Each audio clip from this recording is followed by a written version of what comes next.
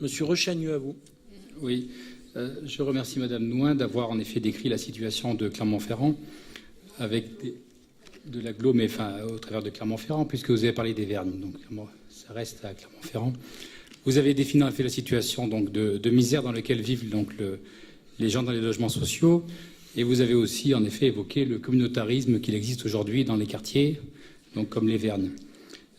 Ce PLH, en fin de compte, c'est une simple modification qui est issue en effet du gouvernement socialiste, qui consiste à rabaisser en effet le taux de logements sociaux dans les communes dites rurales pour pouvoir leur éviter d'investir à des fonds perdus sur la commande publique et pourquoi pas un jour devenir un petit peu des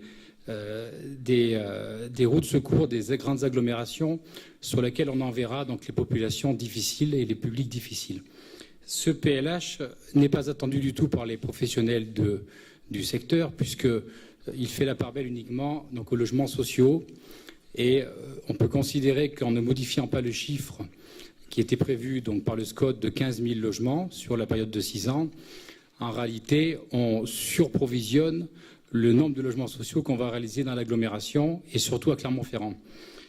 Pour exemple, vous savez qu'aujourd'hui, sur l'agglomération, on construit à peu près 400 logements, ce qu'on appelle en secteur groupé, et on a à peu près environ 450 logements en secteur donc, diffus. Donc on serait à peu près à 1000 logements de construction. Multiplié sur 6 ans, ça fait 6 000 logements. On est loin des 15 000 qui sont annoncés donc, dans le SCOT. Donc il faudrait peut-être prendre la réalité des faits.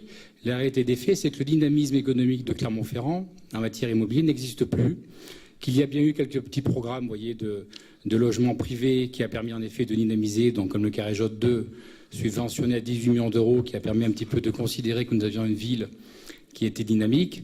Mais la réalité des faits, c'est que sans le logement social à Clermont-Ferrand, il n'y aurait pas de commande publique, il n'y aurait pas de travail. Donc c'est une situation aujourd'hui catastrophique et qui dénombre à l'évidence que nous sommes une économie purement administrée, comme l'ancienne URSS de l'époque, tout simplement. Prenez pas vos fantasmes pour des réalités, monsieur Rechagneux. J'en viens de Moscou, ça a bien changé, vous savez.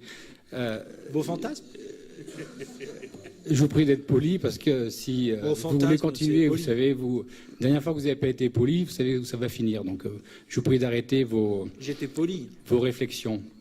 Allez-y. Inappropriées, bien évidemment. On est là pour débattre républiquement, on n'est pas là pour faire des petites blagues. Vous avez le bistrot pour ça. Donc, les logements privés sont en effet sur l'agglomération. Les logements privés sont dans l'agglomération en effet en chute libre. Et cela vient, donc le constat est relativement simple.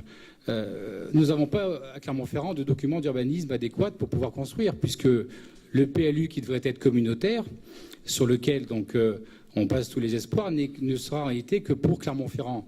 Donc il faudra ensuite élaborer un PLU communautaire. Donc ça prendra encore du temps. Ça prendra aussi du temps de réviser le SCOT pour le mettre en conformité avec le Grenelle 2. Le SCOT sera révisé en 2016. Et aujourd'hui, on s'aperçoit une chose, c'est que les gens construisent hors agglomération, en limite du SCOT, à Crevant-la-Veine, ou dans des endroits, puisque le SCOT leur interdit, ce qui était une volonté tout à fait louable, leur interdit de faire de la périurbanisation. Et donc on était très content, en effet, de pouvoir éviter cette périurbanisation, mais elle s'est projetée au-delà des limites du SCOT. Donc ce sont des éléments qu'il faudra rapidement corriger. Et il faudrait aussi corriger le fait qu'il faut qu'à Clermont-Ferrand, il faut qu'enfin cette ville devienne une ville un petit peu plus cossue et qu'on puisse considérer qu'aujourd'hui, il faut construire des logements privés, laisser les promoteurs construire, laisser les promoteurs faire des actes privés, tout en bien évidemment en conservant le taux de 20% de logement, mais laisser la main libre un petit peu aux investisseurs privés pour qu'on puisse demain en faire redonner une bouée d'oxygène à la taxe foncière, parce que plus on aura de propriétaires, plus on pourra en effet avoir une taxe foncière importante, une assiette d'autant plus large qu'on pourra baisser le taux de taxe foncière. Donc bien évidemment, je ne voterai pas cette modification qui, en réalité, pourrait être une modification de pure forme. Elle m'aurait uniquement satisfaite si on avait abaissé le nombre de logements qui est prévu donc, dans le PLH de 15 000, si on l'avait abaissé à la réalité des faits, qui est en réalité, on n'est que sur 11 000 logements. Donc si on avait abaissé à 11 000, on aura en effet prévu des constructions de 20% de logements sociaux à Clermont-Ferrand, bien inférieur au nombre qui est prévu. Merci. Merci. Monsieur Rechagneux, une deuxième et dernière fois. Oui, je voulais quand même répondre à M. Cervantes et surtout à M. Adno. Ne vous en sentez pas obligé. Hein. Oui, mais enfin, c'est tout à fait normal de répondre. La règle, je ne conteste pas la règle de 20%, je conteste uniquement les objectifs proposés qui ne sont pas réalistes aujourd'hui par manque de dynamisme économique et d'attractivité de Clermont-Ferrand.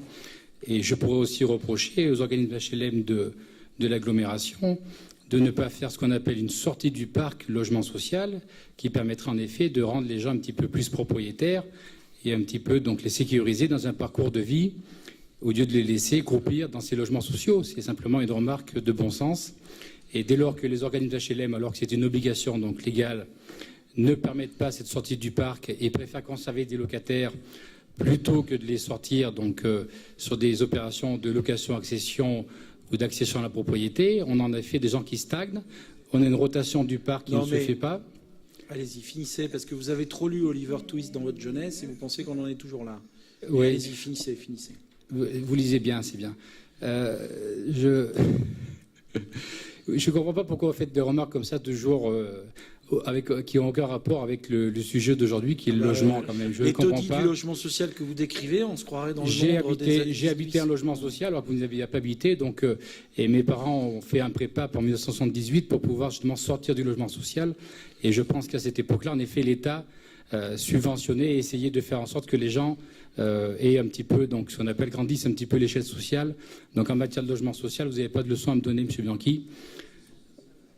L'accession sociale n'existe pas à Clermont-Ferrand. La location sociale n'existe pas à Clermont-Ferrand. Si vous voulez me donner les chiffres de gens qui ont accédé socialement à Clermont-Ferrand, ils sont totalement ridicules par rapport au nombre de logements sociaux construits et par rapport au parc social actuel. Donc je vous dis simplement que vous manquez de dynamisme parce que c'est une idéologie donc aujourd'hui de pouvoir conserver une ville donc misérable, parce que vous préférez conserver des pauvres, pauvreté, plutôt que d'avoir des gens qui s'émancipent. Il faut dire qu'ils votent de plus en plus pour vous.